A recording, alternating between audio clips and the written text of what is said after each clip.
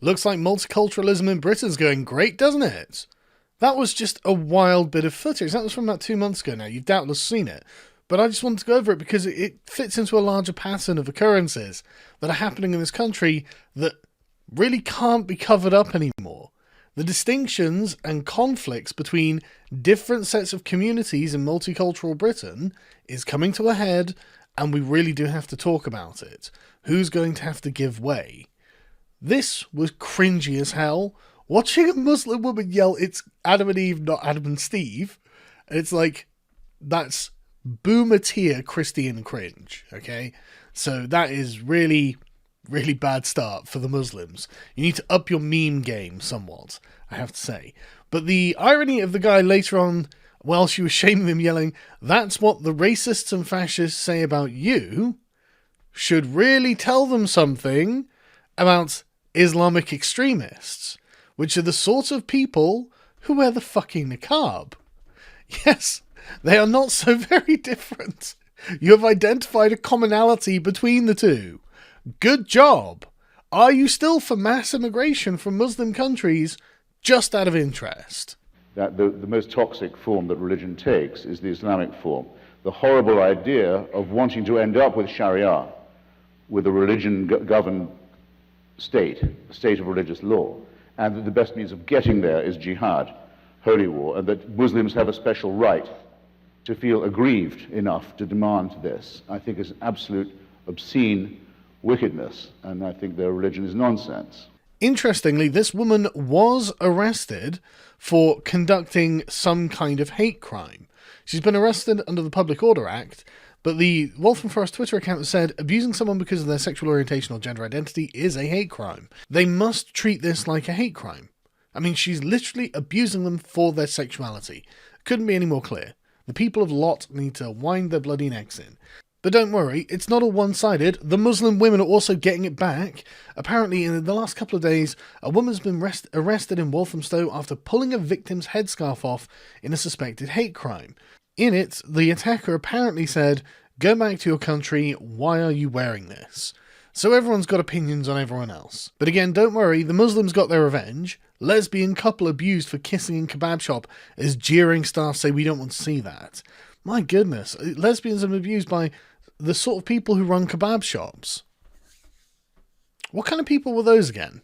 This is a hate incident in the latest string of attacks after another two lesbians were kissing on a bus and a gang of inner city youths, shall we call them, chucked coins at their face, so that's why they had so much blood down them.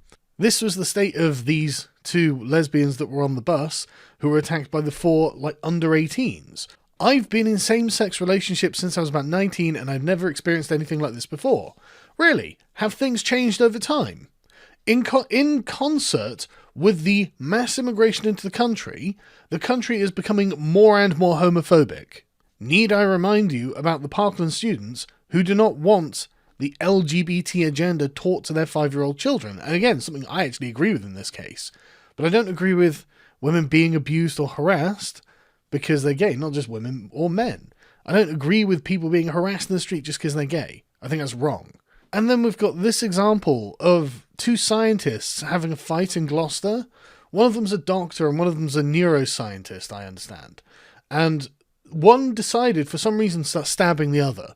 Now, I don't know why. Doesn't say.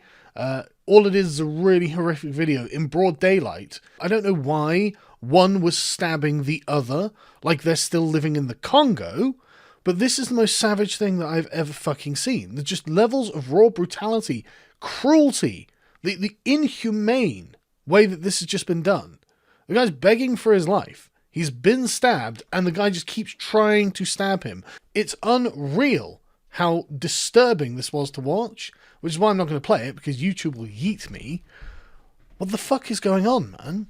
This is bringing in levels of barbarism into the country to which we are not accustomed to dealing, and honestly, should not be, or should not become accustomed to dealing with. This is really bad. These are really horrific things that are happening on the streets of Britain. Like, genuinely shocking things that people should start sitting up and paying attention to. Like, it's just a regular headline. Man disemboweled in Gloucester drug knife attack. Fuck me, man.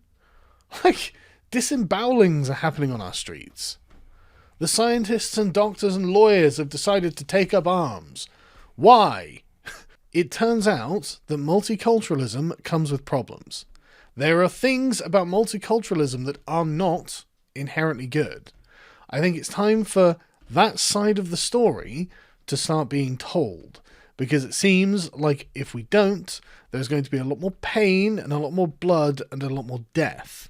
I think we have to start engaging with these issues as they are, not how we would like them to be. We can say, oh, well, it's disappointing that these communities would do that to one another. They're all oppressed minorities if we want, but I don't think it's going to solve any of the problems. I think actually being a bit more strict in these regards and reining in the excesses of both communities is actually what needs to be done. Perhaps no more niqabs and no more degenerate kink festivals from the LGBT and the pride sides. How about that? That seems like a moderate compromise to me. You don't get to walk around in the idealized version of society that ISIS would create, and you don't get to walk around in the idealized version of society whoever it was who abused you would create. I think that would be a nice step forward in de-radicalizing both of these communities, because that's what I see with the niqab-wearing, thobe-wearing Muslim communities and the fucking degenerate gays who are making the rest of them look bad, and who are actually reducing overall acceptance for homosexuality. All I'm saying is there is a genuine lack of acceptance for the LGBT community. I think it might be driven in part by immigration and in part by the way the activists are acting. And I tell you what, defending perversions being shown in gay pride parades is definitely one of those things. It's totally unwholesome. It's disgusting. And it needs to be stopped. And on the other side, the Muslims wearing burqas, wearing niqabs, it's against British sensibilities. It's offensive for you to do that. It's wrong for you to come to a country and do something to deliberately offend them. If we have to find ways to live in peace together, then that means both sides are going to have to give a little. It doesn't have to be that much. We're not saying that gays have got to suffer the fate of the straights and have to marry women or anything. We're saying that perhaps you could just be a little more respectable in public. And honestly, the kind of same goes for the Muslim community. Let's see less burqas. You don't have to be quite so religious. There are people around you who find it very offensive, and you're not giving them any kind of consideration, but you are expecting consideration in return. And in return for this, I'll stop playing Christopher Hitchens clips after every time that I've spoken. The most toxic form that religion takes is the Islamic form. The horrible idea of wanting to end up with Sharia, with a religion-governed state, a state of religious law, and that the best means of getting there is jihad, holy war, and that Muslims have a special right to feel aggrieved enough to demand this, I think is absolute obscene wickedness, and I think their religion is nonsense. And in its entirety. The idea of God speaks to some illiterate merchant warlord in Arabia, and he's able to write this down perfectly, and it contains the answers to all human. Don't waste my time. It's bullshit. But you're saying the same about it. Also, that God speaks.